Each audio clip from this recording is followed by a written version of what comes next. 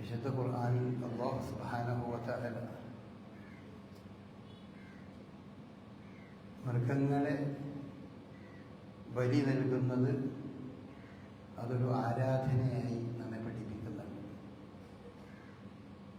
ചില മതങ്ങളിൽ മൃഗങ്ങളെ കൊല്ലുന്നത് തന്നെ നിഷിദ്ധമാണ്, പാടില്ലാത്തതാണ്.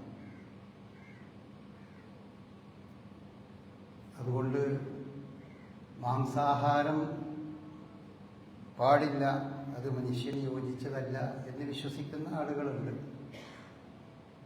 മാംസാഹാരം ധാരാളമായി കഴിക്കുന്നവരുണ്ട്. എന്നാൽ മനുഷ്യൻ്റെ പ്രകൃതി തേടുന്നത് അവന് മാംസാഹാരം കഴിക്കാം, സസ്യാഹാരം കഴിക്കാം.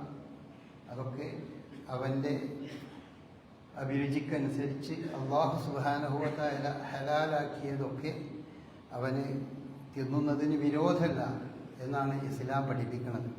അതിനനുസൃതമായിട്ടാണ് അവൻ്റെ ശരീരഘടന. അവൻ്റെ വായിലെ പല്ലുകൾ പോലും മാംസം അതുപോലെ സസ്യം രണ്ടും തിന്നുന്ന ജീവികളുടെ പല്ലുമായി ബന്ധപ്പെട്ട, അതിനോട് ബന്ധപ്പെട്ട രീതിയിലാണ് അവൻ്റെ പല്ലുകൾ പോലും. അങ്ങനെയാണ് അള്ളാഹു നിശ്ചയിച്ചത്. ഏതായാലും ഇസ്ലാമിനെ സംബന്ധിച്ചിടത്തോളം അള്ളാഹുവിൻ്റെ വലിയൊരു അനുഗ്രഹമാണ് കന്നുകാലി വർഗത്തിൽപ്പെട്ടവയെ തിന്നാനും അവയെ പോറ്റാനും അവയെ ഉപയോഗപ്പെടുത്താനുമൊക്കെ അനുവാദമുണ്ട്. അതിനെ സൂചിപ്പിക്കുന്ന ധാരാളം വിശുദ്ധ വചനങ്ങളും നമുക്ക് കാണാൻ പറ്റും. സൂറത്തുൽ ഹജ്ജിൽ അല്ലാഹു സുബ്ഹാനഹു വ തആല പറഞ്ഞ ഒരു വായത്താണ് ഞാൻ നിങ്ങളുടെ മുമ്പിൽ ഓതിയത്. വലിക്കുല്ലി ഉമ്മത്തിൻ ജഅൽനാ മൻസകൻ. എല്ലാ സമൂഹത്തിനും നമ്മൾ ബലി നിശ്ചയിച്ചിട്ടുണ്ട്. അല്ലാഹു ഏത് കാലം മുതൽ ലോകത്ത് മതങ്ങൾ വരാൻ തുടങ്ങിയോ അന്ന് മുതലൊക്കെ ആ മതത്തിലൊക്കെ അത്തരം ബലികളുണ്ട്. ലിയദ്കുറു ഇസ്മല്ലാഹി അലാ മാ റസഖഹും മിൻ ബഹീമത്തിൽ അൻആം. അല്ലാഹു അവർക്ക് ഭക്ഷണമായി തിന്നാനായി നൽകിയ കന്നുകാലി മൃഗങ്ങൾ, അവയെ അള്ളാഹുവിനെ ഓർത്തുകൊണ്ട് അള്ളാഹുവിൻ്റെ നാമം ഉച്ചരിച്ചുകൊണ്ട് അവർക്ക് ഭക്ഷിക്കാനൊരവസരം, അതിനുള്ള സൗകര്യം, ആ അർത്ഥത്തിൽ അവർക്കൊക്കെ എല്ലാ മതത്തിലും അതുണ്ട്. ഇപ്പം നമ്മൾ മതങ്ങളെ ചരിത്രം പരിശോധിച്ച് നോക്കിയാൽ സസ്യാഹാരം മാത്രമേ കഴിക്കാൻ പാടുള്ളൂ എന്ന് പലരും പറയുന്ന ഹൈന്ദവ മതത്തിൽ നോക്കിയാലും അതിൽ ധാരാളം മാംസാഹാരം കഴിക്കുന്നതും അതുമായി ബന്ധപ്പെട്ട് ധാരാളം നമുക്ക് കാണാൻ കഴിയും. വിശുദ്ധ ഖുർആൻ പറഞ്ഞ പോലെ എല്ലാ മതത്തിലും മതമായി മനുഷ്യൻ ആചരിക്കുന്നതിലൊക്കെ ഇത്തരം സംഭവങ്ങൾ നമുക്ക് കാണാൻ കഴിയും. പക്ഷേ ഇസ്ലാമിനെ സംബന്ധിച്ചിടത്തോളം അതൊക്കെ ചെയ്യുമ്പോഴും ഇലാഹുക്കും ഇലാഹും വാഹിദ്, നിങ്ങളുടെ ആരാധ്യൻ ഏകനായ ഒരു ആരാധ്യൻ മാത്രമാണ്. ആ അടിസ്ഥാനത്തിലുള്ള ബലിയെ ഒരു മുസ്ലിമിന് പറ്റുകയുള്ളൂ എന്നാണ് അവിടെ നമ്മെ സൂചിപ്പിക്കുന്നതാണ്. ആ അടിസ്ഥാനത്തിൽ നമ്മുടെ ബലി എന്നത് നമ്മളുടെ ഒരു ആരാധനയാണ്, മുസ്ലിമിനെ സംബന്ധിച്ച ആരാധനയാണ്. അത് അള്ളാഹുവിന് മാത്രമേ പാടുള്ളൂ. അതുകൊണ്ട് ഫലഹു അസ്ലിമു, അവന് നിങ്ങൾ വിധേയരാവുക, അവന് നിങ്ങൾ സമർപ്പിക്കുക. വബശ്ശിരിൽ മുഖ്ബിതീൻ, അത്തരം വിനയാന്യുതരായ ഭക്തന്മാരായ ആളുകൾക്ക് നീ സന്തോഷ വാർത്ത അറിയിക്കുക എന്ന് വിശുദ്ധ ഖുർആൻ ഇവിടെ പറയുന്നുണ്ട്. അപ്പോൾ മൃഗങ്ങളെ നമുക്ക് ഭക്ഷിക്കാം.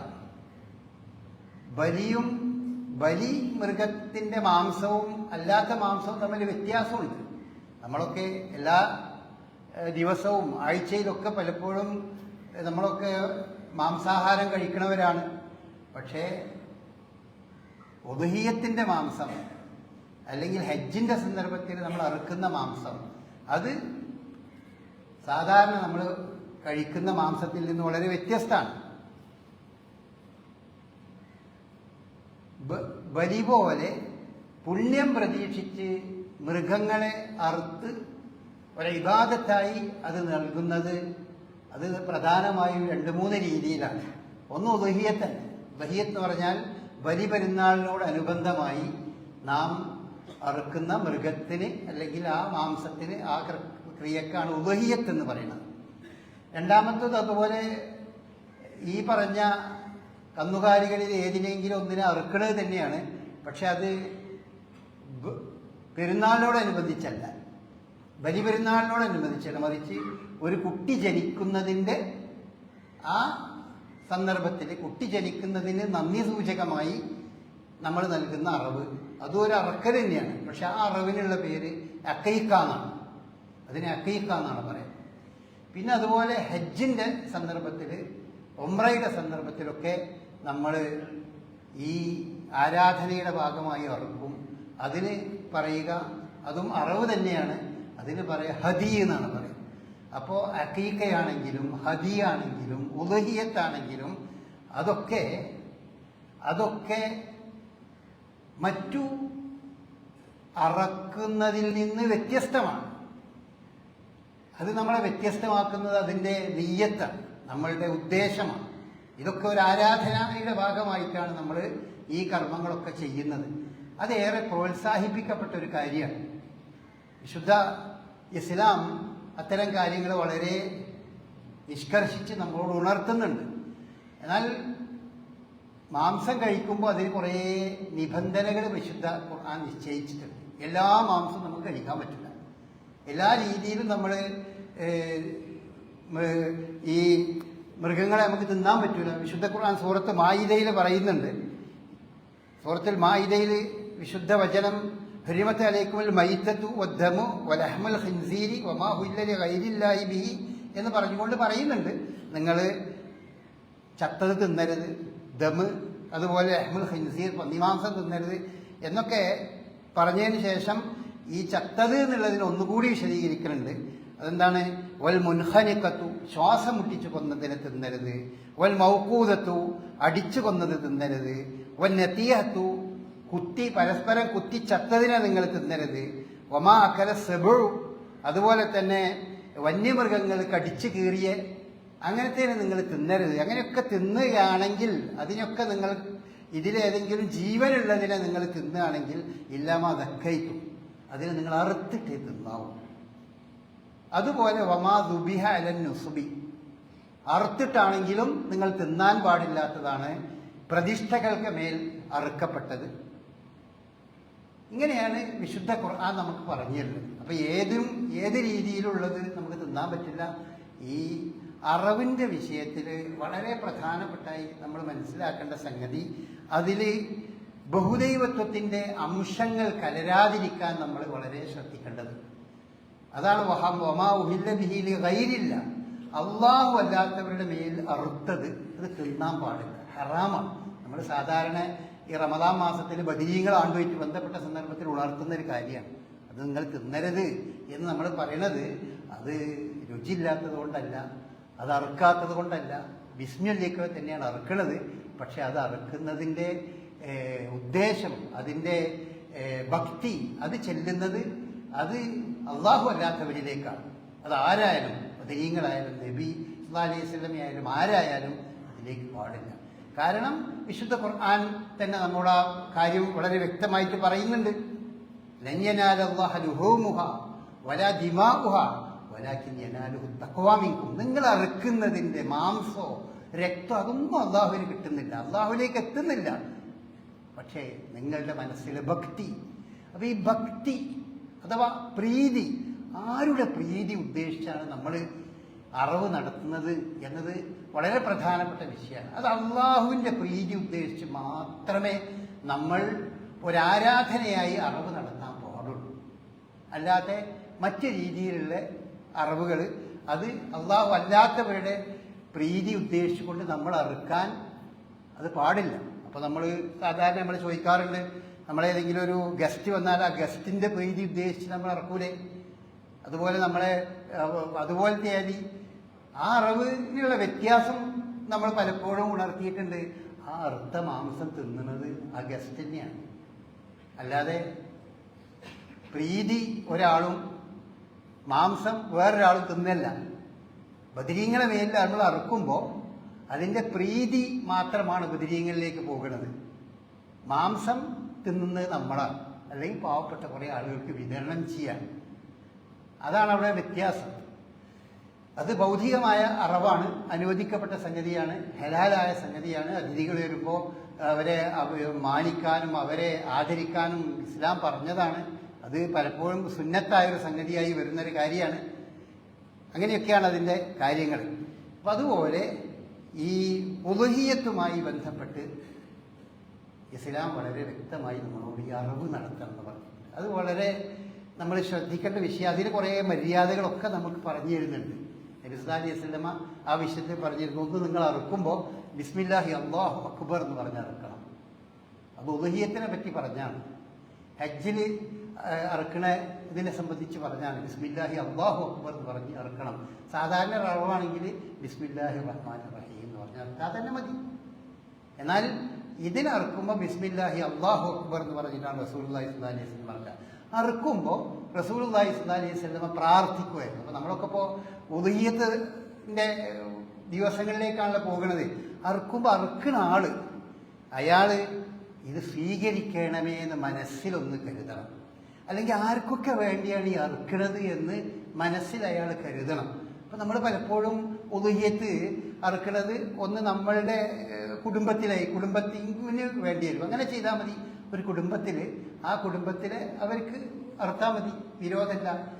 പക്ഷേ അപ്പം നമ്മൾ മനസ്സിൽ ഇത് എനിക്കും എൻ്റെ കുടുംബത്തിനും വേണ്ടി അള്ളാഹുവിൻ്റെ പ്രീതിക്ക് വേണ്ടി അറുക്കുന്നു എന്നുള്ള ഒരു മനസ്സ് വേണം. കാരണം റസൂലുള്ളാഹി സ്വല്ലല്ലാഹു അലൈഹി വസല്ലമ അറുക്കുന്ന സന്ദർഭത്തിൽ ചിലപ്പോൾ റസൂൽ അങ്ങനെ തന്നെ പറയും, ഹാദാലി മുഹമ്മദിൻ വ അലിഹി എന്ന് പറഞ്ഞ സന്ദർഭമുണ്ട്.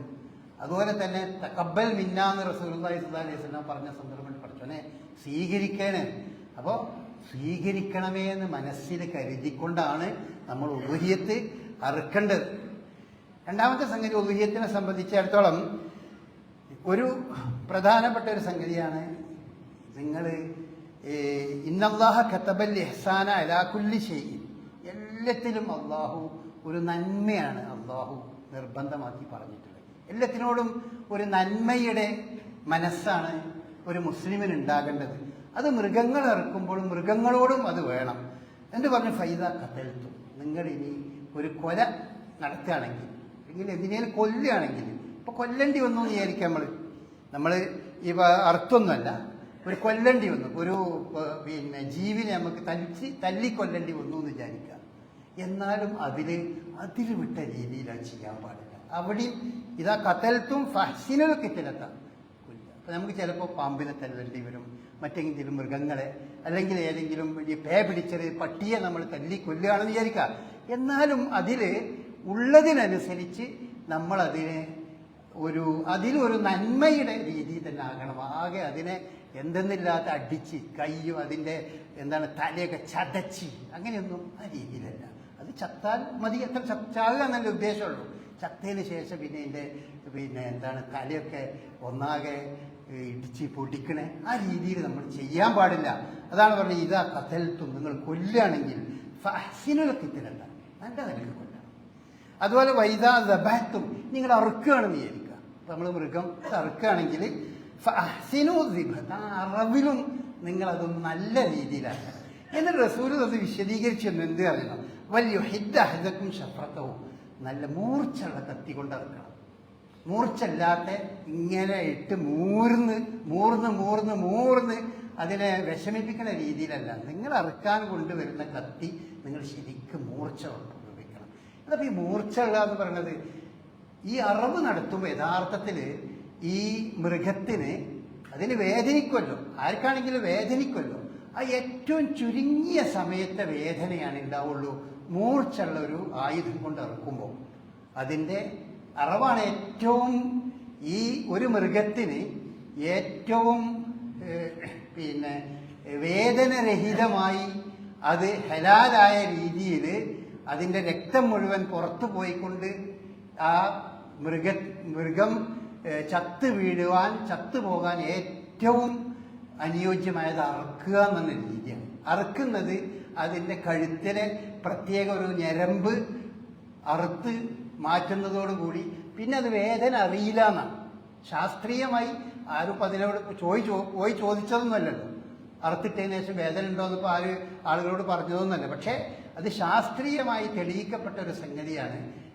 ഇന്ന പ്രത്യേകമായ ആ ഞരമ്പ് അറ്റുകഴിഞ്ഞാൽ പിന്നെ അതിൽ വേദനയൊന്നും ഉണ്ടാവില്ല. അപ്പം അതുകൊണ്ട് എത്രയും പെട്ടെന്ന് ആ ഞരമ്പ് അറ്റുപോകാവുന്ന രീതിയിൽ മൂർച്ചയേറിയ കത്തി കൊണ്ടാണ് നിങ്ങൾ അറുക്കേണ്ടത് എന്ന് അല്ലാഹുവിന്റെ റസൂൽ നമ്മളോട് പറഞ്ഞതാണ്. അപ്പം അതിനോടുള്ളൊരു ആ മൃഗത്തോട് കാണിക്കുന്ന ഒരു എന്താണ് സ്നേഹത്തിൻ്റെ അല്ലെങ്കിൽ അതിനോട് കാണിക്കുന്ന ഒരു നന്മയുടെ ഭാഗമാണ്. പിന്നെ അതുപോലെ പറഞ്ഞു വലിയൊരു ദബീഹത്തവും, ഈ നിങ്ങൾ അറുക്കുന്ന മൃഗത്തിന് അതിന് നിങ്ങളൊരു ആശ്വാസം നൽകണം. ആകെ ഒരു ഇടുങ്ങിയ ഏതെങ്കിലും ഇതിലൊക്കെ ഇട്ടിട്ട് അനങ്ങാൻ കഴിയാത്ത രീതിയിൽ നിങ്ങൾ ഇറക്കരുത്. അതുപോലെ അറുത്തിട്ട് നമ്മൾ കാല് കെട്ടിക്കാണ് നമ്മൾ ഇറക്കുക. ആ കാല് കെട്ടിയ കാല് അപകടകരമായ രീതിയാണ് കഴിഞ്ഞാൽ ആ കാലിൻ്റെ കെട്ട് വേഗം അയച്ചു കൊടുക്കണം. എന്നിട്ടത് വളരെ ആശ്വാസത്തിൽ, യഥാർത്ഥത്തിൽ മൃഗങ്ങൾ ഈ പെടയുമ്പോൾ അതിന് വേദനയൊന്നും ഉണ്ടാവില്ല. വേദന ഉണ്ടാവില്ല എന്നാണ്, ഈ പെടയുന്ന ആ സന്ദർഭത്തിൽ വേദനയൊന്നും ഉണ്ടാവില്ല. പക്ഷേ അതിൻ്റെ ശരീരത്തിൽ നിന്ന് രക്തം പുറത്തേക്ക് പോകുമ്പോൾ ഉണ്ടാകുന്ന യാന്ത്രികമായി ഉണ്ടാകുന്ന ഓട്ടോമാറ്റിക്കായിട്ടുണ്ടാകുന്ന ചലനങ്ങളാണ് യഥാർത്ഥത്തിൽ ഈ പറയുന്ന പെടയുക എന്നൊക്കെ പറഞ്ഞ സംഗതി. അല്ലാതെ ഈ അറുത്ത് ഇട്ട മൃഗത്തിന് അതിന് വേദന ഉണ്ടാവില്ല എന്നാണ് അതിനെപ്പറ്റി പറയുന്നത്. പക്ഷെ ആ പെടയാൻ കയ്യും കാലൊക്കെ പെടയാവുന്ന രീതിയിൽ വലിയ ദബീഹത്തഹൂന റസൂലുള്ളാഹി സ്വല്ലല്ലാഹി അലൈഹി വസല്ലം. അതൊക്കെ നമ്മൾ ഉദഹ്യത്തിനാണെങ്കിലും അറുക്കുമ്പോൾ ആ ഒരു മൃഗത്തോട് ആ കാരുണ്യവും ആ ഒരു നന്മയും നമ്മൾ ചെയ്യേണ്ടതുണ്ട് എന്ന് നമ്മൾ അതിൽ നിന്ന് മനസ്സിലാക്കണം. പിന്നെ അത് ആ മൃഗവും അറുക്കുന്നതുമായിട്ട് ബന്ധം റസൂൽ പറഞ്ഞ സംഗതികൾ നമ്മൾ ശ്രദ്ധിക്കുക. പിന്നെ മറ്റൊരു സംഗതി, ഈ അറവ് നടത്തേണ്ടത് റസൂൽ പറഞ്ഞത് നിങ്ങൾ നിസ്കാരത്തിന് ശേഷം ചെയ്യാൻ പോകും. വളരെ വ്യക്തമായിട്ട് പറഞ്ഞു, മൻ ദബഹ ഖബ്ല സ്വലാത്തി ഫഇന്നമാ ഹുവ ലഹ്മുൻ ഖദ്ദമഹു ലി അഹ്ലിഹി. നിസ്കാരത്തിന്റെ മുമ്പ് നിങ്ങൾ അറുത്താൽ, ഉദുഹിയ്യത്ത് അറുത്താൽ അത് നമ്മളെ വീട്ടുകാർക്കുള്ളൊരു മാംസം എന്ന് മാത്രം നിങ്ങൾ വിചാരിച്ചാൽ മതി. എന്താണ് വലൈസമിൻ നുസുക്കി, അതൊരു ഉദുഹിയ്യത്തായിട്ട് കണക്കാക്കില്ല. അപ്പോൾ നിസ്കാരം കഴിഞ്ഞതിന് ശേഷമാണ് പെരുന്നാളിൻ്റെ അന്ന് ഉദുഹിയ്യത്ത് നമ്മൾ അറുക്കാറുള്ളത്. അങ്ങനെ തന്നെയാണ് ചെയ്യേണ്ടതും. പിന്നെ അതുപോലെ റസൂൽ നിർദ്ദേശിച്ച സംഗതിയാണ്, ഈ ഉദുഹിയ്യത്തിൻ്റെ മാംസമോ തൊലിയോ അല്ലെങ്കിൽ അതിൻ്റെ എന്തെങ്കിലും ഒന്ന് അതിലെ ജോലിക്കാർക്കുള്ള അതിലെ പണിയെടുക്കുന്ന ആളുകൾക്കുള്ള കൂലി പോലും നിങ്ങൾ എന്ത് ചെയ്യാൻ പാടില്ല, ഈ മൃഗത്തിൻ്റെ ഓഹരിയിൽ നിന്ന് എടുക്കാൻ പാടില്ല. അതൊക്കെ നിങ്ങൾ സ്വന്തം എടുക്കണം. അപ്പോൾ അറക്കുന്ന ആളുകൾക്ക് കൂലി എന്നാൽ കുറച്ച് മാംസം, ഈ ബലിമാംസത്തിൽ നിന്ന് കുറച്ചാണ് കൊടുത്താൽ അവരുടെ കൂലിയായി എന്ന് വിചാരിക്കരുത് നിങ്ങൾ. അതിൽ നിന്ന് അത് കൊടുത്തിട്ട് കൂലിയാക്കാൻ പാടില്ല. കൂലി നിങ്ങൾ വേറെ തന്നെ കൊടുക്കണം. അതിൻ്റെ ആ തൊലി നിങ്ങൾ അതിന് വിറ്റിട്ട് ആ കാശ് നിങ്ങൾ എടുക്കാൻ പാടില്ല. ആ കാശ് നിങ്ങൾ സദക്ക കൊടുക്കണം, പാവപ്പെട്ട ആളുകൾക്ക് കൊടുക്കുക. അല്ലെങ്കിൽ നമ്മളൊക്കെ നാട്ടിലൊക്കെ ചെയ്യുന്ന പോലെ പള്ളിക്കോ മറ്റോ ആ രീതിയിൽ അത് സദക്ക കൊടുക്കണം. നിങ്ങളുടെ ആവശ്യങ്ങൾക്ക് അത് എടുക്കാൻ പാടില്ല. അതൊക്കെ റസൂലുള്ളാഹി സ്വല്ലല്ലാഹി അലൈഹി വസല്ലം അതിനെ സംബന്ധിച്ച് പറഞ്ഞൊരു സംഗതിയാണ്. പിന്നെ വളരെ പ്രധാനപ്പെട്ട റസൂലുള്ളാഹി പറഞ്ഞൊരു സംഗതി, മൻ കാന ലഹു സഅത്തുൻ വലം യുദഹി ഫലാ യഖ്റുബന്ന മുസല്ലാന. കഴിവുണ്ടായിട്ടും അറുക്കാതിരിക്കുന്ന ആളുകൾ അവര് നമ്മുടെ ഈ ഈദ്ഗാഹിലേക്ക് അല്ലെങ്കിൽ നിസ്കരിക്കുന്ന സ്ഥലത്തേക്ക് വരാതിരുന്നെങ്കിൽ എന്നാ റസൂലുള്ളാഹി പറഞ്ഞിട്ടുള്ളത്. വരരുത് എന്ന് ആ രീതിയിൽ റസൂലുള്ളാഹി പറഞ്ഞു. അപ്പം നമ്മൾ ശ്രദ്ധിക്കേണ്ട ഒരു സംഗതി, നമുക്കൊക്കെ ധാരാളം പല അർത്ഥത്തിൽ നമുക്ക് പണം നമ്മളെ കയ്യിലുണ്ട്, എല്ലാറ്റിനും ഉണ്ട്. ഈ ഉദയ്യത്ത് അറുക്കാനുള്ള അവസരം എന്ന് പറഞ്ഞാൽ അത് ഈ സന്ദർഭത്തിലേക്ക് കിട്ടൂ. ഈ അടുത്ത പെരുന്നാളിനെ നമുക്ക് അറക്കാമെന്ന് ഇപ്പം വിചാരിച്ചിട്ട് കാര്യമില്ല. അടുത്ത പെരുന്നാൾ നമ്മൾ ഉണ്ടാവുമെന്ന് തന്നെ അറിയില്ല. ഇത് പെരുന്നാളിൻ്റെ സന്ദർഭത്തിൽ മാത്രമേ ഉദഹിയത്ത് എന്ന് പറഞ്ഞത് ഇതൊരു ആരാധനാ കർമ്മമാണ്, ധാരാളം പ്രതിഫലം ലഭിക്കുന്ന ഒരു സംഗതിയാണ്. ആ സതുദ്ദേശത്തോടു കൂടി ചെയ്യുമ്പോൾ അത് അത്ര പ്രധാനപ്പെട്ട ഒരു സംഗതിയാണ്. നമുക്കൊക്കെ അതിന് കഴിവുണ്ടോ അല്ലേ എന്ന് നമുക്ക് ഓരോരുത്തർക്കും ആലോചിക്കാവുന്ന സംഗതിയാണ്. ഒരു മൃഗത്തെ മുഴുവൻ ഇറക്കേണ്ടതില്ല. ഒരു ആടാണെങ്കിൽ നിങ്ങൾ ഒരു ആടിനെ ഇറക്കണം. പശുവോ മറ്റൊക്കെ ആണെങ്കിൽ നിങ്ങൾ 7 ആൾ കൂടിയിട്ട് ഒരു ഓഹരിയെങ്കിലും എടുത്ത് നിങ്ങളത് ഇറക്കണം എന്ന് റസൂലുള്ളാഹി സ്വല്ലല്ലാഹു അലൈഹി വസല്ലമ നമ്മോട് പറയുമ്പോൾ ഇത് നമുക്ക് വേണ്ടി പറയുന്ന ഒരു സംഗതിയാണ്. ഇപ്പം നമുക്ക് എല്ലാവർക്കും ബാധകമാണ്. അത് ഒരു കുടുംബത്തിന് ഒരു ഭാര്യയും ഭർത്താവും കുട്ടികളുള്ള ഒരാളാണെങ്കിൽ അവിടെയുള്ള ഈ ഗൃഹനാഥൻ അല്ലെങ്കിൽ ആ ഭർത്താവ് ചെയ്താൽ, ഇപ്പോൾ ചിലപ്പോൾ ഒരു വീട്ടിൽ തന്നെ 1, 2, 3 കുടുംബങ്ങളുണ്ടാവും. അപ്പം അവർക്ക് ഓരോരുത്തരും സാമ്പത്തിക ശേഷിയുള്ളവർ ഓരോരുത്തരും അതിൽ ഭാഗവാക്കായിക്കൊണ്ട് ആ ഉദയത്തിൽ ഭാഗവാക്കണം. അത് നമുക്ക് വേറെ ചാൻസ് നമുക്ക് എപ്പോഴും കിട്ടുന്ന ഒരു സംഗതിയല്ല. അത് പ്രത്യേകമായി നമ്മൾ ഉണർത്തുകയാണ്, നിങ്ങളുടെയൊക്കെ ശ്രദ്ധയിൽ ഉണർത്തുകയാണ്. ധാരാളം സാമ്പത്തികമായി ഇപ്പോൾ കഴിവൊക്കെ ഉള്ള ആളുകൾ തന്നെ ഇതിൽ ശ്രദ്ധിക്കാത്തൊരു രീതി നമ്മുടെ ഇടയിൽ നമുക്ക് പലപ്പോഴും കാണുന്നുണ്ട്. അതുകൊണ്ട് റസൂലുള്ളാഹി പറഞ്ഞ പോലെ കഴിവുണ്ടായിട്ടും അറുക്കാൻ തയ്യാറാകാത്ത ആള് ഇപ്പോട്ട് വരാതെന്നെങ്കിൽ റസൂലുള്ളാഹി പറഞ്ഞു പാടില്ല, ഹറാമായിട്ടൊന്നല്ല പറഞ്ഞത്. പക്ഷെ റസൂലുള്ളാഹി സ്വല്ലല്ലാഹി അലൈഹി വസല്ലമയുടെ ശൈലി അങ്ങനെയാണ്, ആ ശൈലി പറഞ്ഞ സംഗതിയാണ്. അതുകൊണ്ട് ആ ഒരു നെയ്യത്ത് വെക്കുക. നിങ്ങൾ ഒതുങ്ങിയെത്തി ഈ പ്രാവശ്യം ഒതുങ്ങിയത്തിൽ ഒരു ഓഹരിയെങ്കിലും നമുക്ക് കൂടണം. ആ ഓഹരി കൂടിയിട്ട് ആ മാംസം മിക്കവാറും തിന്നണത് നമ്മൾ തന്നെയാണ് തിന്നണത്. ഇനി അത് നമ്മളോ അതിൻ്റെ വിലയൊന്നും അങ്ങോട്ടും ഇങ്ങോട്ടും കണക്കൂട്ടാൻ പറ്റില്ല. ചില ആൾക്കാർ അങ്ങനെയൊക്കെ അതിൻ്റെ വില കൂട്ടുക, ഈ പൈസ കൊടുത്താൽ ഇതിനേക്കാണ് വില, ആ മാംസം അത് നമുക്ക് വാങ്ങാൻ കഴിയില്ല എന്ന് വിചാരിക്കണേ. ഇത് ആ മാംസം ആ വിലയുമായി ബന്ധപ്പെട്ട സംഗതിയല്ല. നിങ്ങളെല്ലാ ആഴ്ചയിലും അല്ലെങ്കിൽ എല്ലാ ദിവസങ്ങളിലും വാങ്ങുന്ന മാംസവും ഈ ഉദയത്തിൻ്റെ മാംസവും തമ്മിൽ വലിയ വ്യത്യാസമുണ്ട്. ഒന്നൊരു ആരാധനയാണ്, അതിനൊരു ധാരാളം പ്രതിഫലമുള്ള ഒരു സംഗതിയാണ്. അതുകൊണ്ട് തന്നെ അതിന് ആ രീതിയിൽ തന്നെ കണക്കാക്കണം. പിന്നെ മറ്റൊരു സംഗതി, നമ്മൾ റസൂലുള്ളാഹി വിശുദ്ധ ഖുർആൻ തന്നെ പറഞ്ഞിട്ടുണ്ട്, ഫകുലൂ മിൻഹ വഅത്ഇമുൽ ബാഇസ വൽ ഫിക്ർ. നിങ്ങളതിൽ തിന്നണം, നിങ്ങളതിൽ നിന്ന് അത് തിന്നണം. അപ്പം തിന്നുക എന്ന് പറഞ്ഞത് അതിലുള്ള ഒരു സുന്നത്തായ സംഗതി, അതിന് പ്രത്യേക കൂലിയുണ്ട്. ഉദയത്തിൻ്റെ മാംസം നമ്മൾ തിന്നണേന് നമുക്ക് കൂലിയുണ്ട് എന്നാണ്. കാരണം അത് ഈ അടിസ്ഥാനത്തിലാണ് നമ്മൾ തിന്നുന്നത്. അപ്പം അതുകൊണ്ട് ആകെ ഒരു ഓരി കൂടുന്ന ആൾക്കാരുണ്ടാവും, ചിലപ്പോൾ ഒരു ഓരിയെ കൂടുള്ളൂ. അത് ഞാൻ ഉത്തരേന്ത്യക്ക് കൂടട്ടെ എന്ന് വിചാരിക്കണ്ട. ഒരു ഓഹരിയൊക്കെ കൂടുന്ന ആളുകളാണെങ്കിൽ അത് നാട്ടിലല്ലേ ചെയ്തേക്ക്. ഉത്തരേന്ത്യയിലോ മറ്റ് സ്ഥലങ്ങളിലേക്കൊക്കെ നമുക്ക് ഉദയത്തിന് ധാരാളമായി നമുക്ക് സംഭാവന ചെയ്യാം. അതിനാദ്യം ഒന്ന് നമ്മൾക്ക് തിന്നാവുന്ന രീതിയിൽ ഒന്ന് കൂടി ആ സുന്നത്തൊക്കെ നമുക്ക് കിട്ടുന്ന രീതിയിൽ, പിന്നെ ബാക്കിയുള്ളത് ഒരു മൃഗമോ ഒരു ഓഹരിയോ മറ്റൊക്കെ നമ്മൾ മറ്റ് പല സ്ഥലങ്ങളിലേക്കും നമുക്ക് ചെയ്യാം. അത് വിരോധമല്ല. കാരണം ഖുർആൻ പറഞ്ഞത് ഫകുലൂ മിൻഹ, നിങ്ങൾ അതിൽ നിന്ന് തിന്നണം. വതൈമുൽ ഖാനിയ വൽ മുഅ്തറ, ചോദിച്ചു വരുന്ന ആളുകൾക്കും അതുപോലെ തന്നെ ദരിദ്രർക്കും നിങ്ങൾ അതിൽ നിന്ന് നൽകണം. മറ്റൊരു സ്ഥലത്തോളം വതൈമുൽ ബാഇസ വൽ ഫഖീർ, കഷ്ടപ്പെടുന്നവനും ദരിദ്രനും നിങ്ങൾ അതിൽ നിന്ന് നൽകണം. ഫകുലൂ മിൻഹ, നിങ്ങൾ അതിൽ തിന്നണം. അപ്പം നമ്മൾ ഈ കൊടുക്കുന്നുണ്ടല്ലോ, ഉദയത്തിൻ്റെ മാംസം നമ്മൾ കൊടുക്കുന്നത് പോലെ പുണ്യകരമായൊരു സംഗതിയാണ് നമ്മളത് തിന്നുക എന്ന് പറയുന്നത്. റസൂലുള്ളാഹി സ്വല്ലല്ലാഹി അലൈഹി വസല്ലമ പറയുന്നേ കുലു വദ്ദഖിറു വതസദ്ദഖു എന്ന് പറഞ്ഞു. നിങ്ങൾ തിന്നി, നിങ്ങൾ വീട്ടിൽ അധികം ഉണ്ടെങ്കിൽ നിങ്ങളുടെ വീട്ടിൽ കുറച്ച് സൂക്ഷിച്ച് വെച്ചോളി, പിന്നെ കുറച്ച് സദക്കയും കൊടുത്തോളി. ആദ്യകാലത്ത് റസൂലുള്ളാഹി സ്വല്ലല്ലാഹി അലൈഹി വസല്ലമ 3 ദിവസത്തിലധികം ഇത് സൂക്ഷിച്ചു വെക്കാൻ പാടില്ല എന്നൊരു നിയമമുണ്ടായി. അന്ന് നാട്ടിൽ ക്ഷാമവും ബുദ്ധിമുട്ടൊക്കെ ഉള്ള ഒരു കാലമായിരുന്നു. അപ്പോൾ റസൂലുള്ളാഹി സ്വല്ലല്ലാഹി അലൈഹി വസല്ലം 3 ദിവസത്തെ പറ്റുള്ളൂ, 3 ദിവസത്തിലപ്പുറമുള്ളതൊക്കെ എല്ലാവരും സദക്ക ചെയ്തേക്കി എന്ന് പറഞ്ഞു. പിന്നെ റസൂലുള്ളാഹി സ്വല്ലല്ലാഹി അലൈഹി വസല്ലം കാലം കഴിഞ്ഞു, സുഭിക്ഷത കുറച്ചൊക്കെ ഉണ്ടായി, ഈ വിഷയത്തൊക്കെ ബോധവൽക്കരണം ഉണ്ടായി, ധാരാളം ആളുകൾ ഇത് അറുക്കണൊക്കെ അവസ്ഥ വന്നപ്പോൾ റസൂലുള്ളാഹി പറയുകയുണ്ടായി, നിങ്ങൾക്ക് ആവശ്യമുള്ളത്ര നിങ്ങൾ സൂക്ഷിച്ചു വെച്ചോളൂ. അപ്പോൾ ഉദയത്തിൻ്റെ മാംസം അത് തിന്നുക, സൂക്ഷിച്ചു വെക്കുക, സദക്ക കൊടുക്കുക എന്നൊക്കെ പറഞ്ഞാൽ അതിന് പ്രത്യേകമായൊരു പുണ്യമുണ്ട്. അത് കിട്ടുക ഈ സന്ദർഭത്തിൽ മാത്രമേ ഉണ്ടാവുള്ളൂ. ആ കാര്യം നമ്മൾ പ്രത്യേകം ശ്രദ്ധിക്കുക. അതുകൊണ്ട് തന്നെ നമ്മൾ ഇത്തരം കാര്യങ്ങൾ പ്രത്യേകമായി നമ്മളുടെ ശ്രദ്ധയിലുണ്ടായിരിക്കണം. ഈ റമദാനിൽ അല്ലെ ഈ ബലിപെരുന്നാളിന് നന്നായി അറുക്കണം, എനിക്കെന്തായാലും അറിവിൽ കൂടണം എന്നുള്ള ഒരു മനസ്സ് നമ്മൾ വെക്കുക. അല്ലാഹു അനുഗ്രഹിക്കുമാറാകട്ടെ.